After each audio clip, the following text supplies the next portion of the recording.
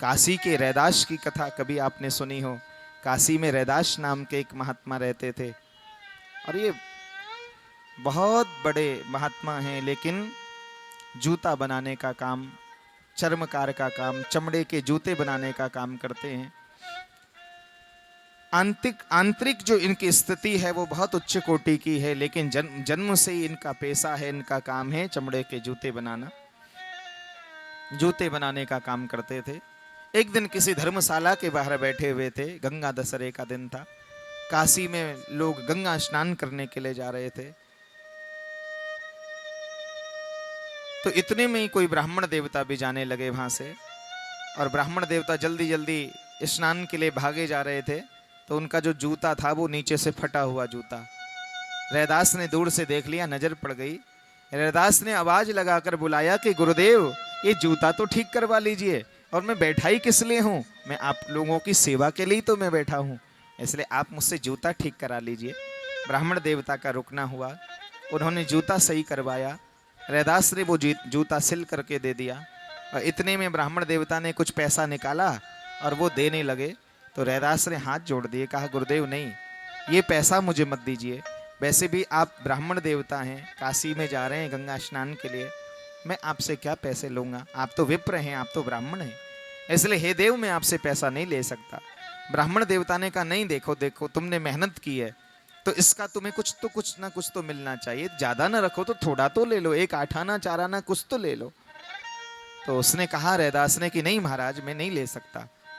तो उसने नहीं लिया, और ब्राह्मण देवता जबरदस्ती से देने लगे। तो रैदास ने बोल दिया कि फिर ठीक है गुरुजी मैंने ले लिया, लेकिन अब इस पैसे को आप गंगा जी में चढ़ा देना, क्योंकि मैं तो बड़ा अभागा हूँ, मैं तो जा ही नहीं सकता गंगा में, और मैं तो बहुत दूर गंगा से हूँ, मैं कैसे वहाँ तक जा सकता हूँ गंगा तट तक, इसलिए आप जा रहे हैं ना गुरुदेव, तो ये मेरा पैसा भगवती गंगा को समर्पित कर देना। और हाँ, तब माता गंगा को देना जब माता गंगा हाथ ऊंचा उठा करके इस पैसे को ले, हाथ ऐसे निकाले और तब उस पैसे को ले। ब्राह्मण देवता कहने लगे है तो चर्मकार और चमड़े के जूते बनाने वाला, और सपने देखो इसके कितने ऊंचे ऊंचे हैं, गंगा हाथ ऊंचा उठाए और उसके ऊपर सिक्का दे, ऐसा कभी हुआ है क्या? इसलिए ब्राह्मण देवता चले गए, रैदास का सिक्का लेकर के गए, स्नान किया ब्राह्मण देवता ने, अपना सिक्का चढ़ाया, पूजा पाठ की, जो भी भगवती गंगा की पूजा है उन्होंने संपन्न की। उसके बाद जब वो वापस आने लगे तो उनको ध्यान आया कि अरे रैदास का सिक्का भी तो है और उसने भी तो दिया है, इसलिए रैदास का सिक्का, उनको ध्यान आया कि उसने कहा था कि गंगा मैया को ये कहना कि हे गंगा मैया ये रैदास की भेंट स्वीकार कर लीजिए, और जब गंगा हाथ ऊपर उठाए तो उसके हाथ के ऊपर रख देना वो सिक्के को। इसलिए उसने कहा कि देखो चर्मकार के अंदर कितना अभिमान है, गंगा हाथ ऊपर उठाए, मेरे माथे पर चंदन लगाते लगाते माथा घिस गया, माथे की रेखाएं घिस गई, उंगलियों से माला जपते जपते मेरी उंगलियां घिस गई, तब भी भगवती गंगा कभी प्रकट नहीं हुई, तो ये रैदास के सिक्के से क्या प्रकट हो जाएगी? लेकिन चलो अजमा के देख लेते हैं। इसलिए ब्राह्मण देवता ने जैसे अपना सिक्का चढ़ाया तो गंगा नहीं प्रकट हुई। सो रैदास के सिक्के के लिए ब्राह्मण देवता ने कहा माँ गंगे, रैदास ने कहा है कि ये सिक्का आपके हाथ में चढ़ाना है, हाथ पे रखना है, इसलिए माँ ये रैदास की भेंट स्वीकार करिए। और जैसे ही उसकी आवाज लगाई तो माता गंगा का हाथ ऊपर आया और माता गंगा के हाथ में उसने सिक्का चढ़ा दिया, और जल में से आवाज आई कि ब्राह्मण देवता रैदास का सिक्का मैंने स्वीकार किया, और आप अब ये उसके बदले में रैदास को ये सोने का कंगन दे देना। इतना बहुमूल्य कंगन था, और माता गंगा ने वो ब्राह्मण देवता को दे दिया, और ऐसा बढ़िया कंगन था।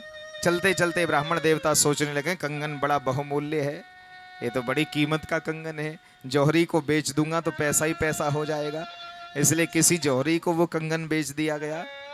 हाँ, किसी स्वर्णकार को वो कंगन दिया गया, सोने का कंगन।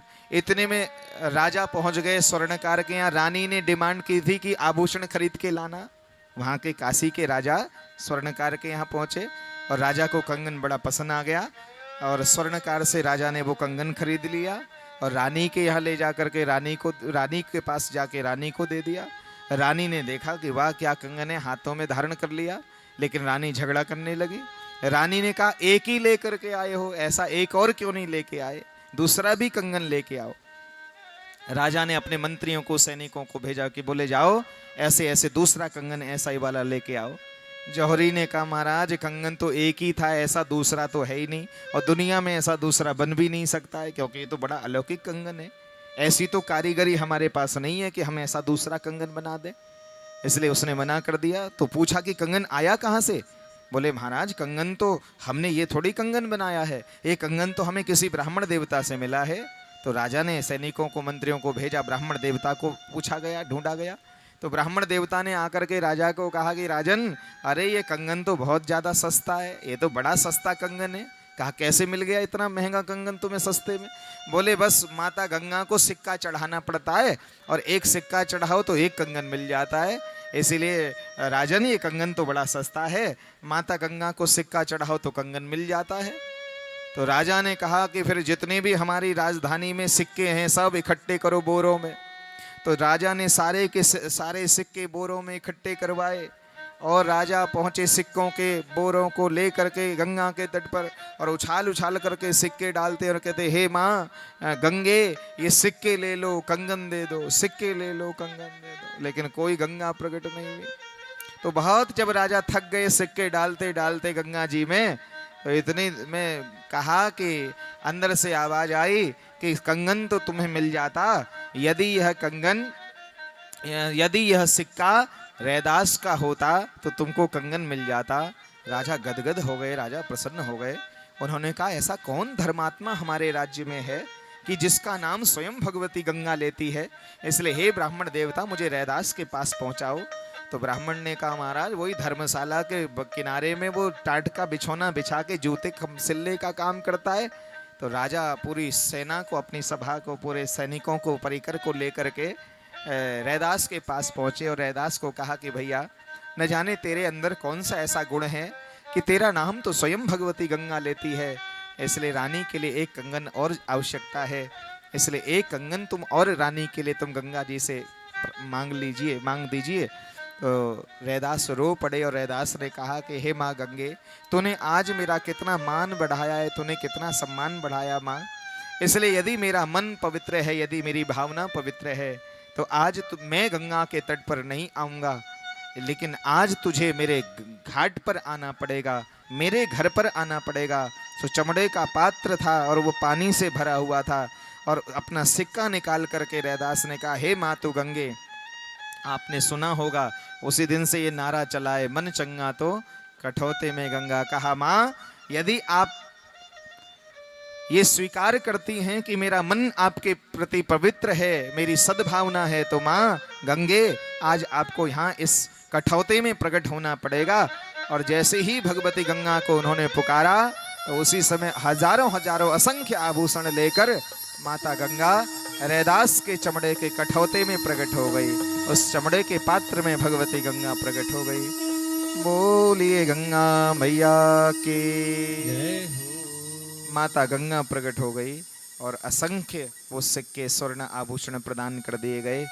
इसलिए निवेदन करना चाहूँगा, मन चंगा तो कठौते में गंगा।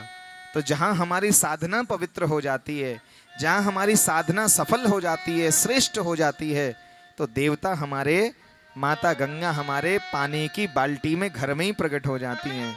और हमारी साधना स्वीकार नहीं है तो हम अमरनाथ जाएंगे तो आधे से ही वापस लौटना पड़ेगा।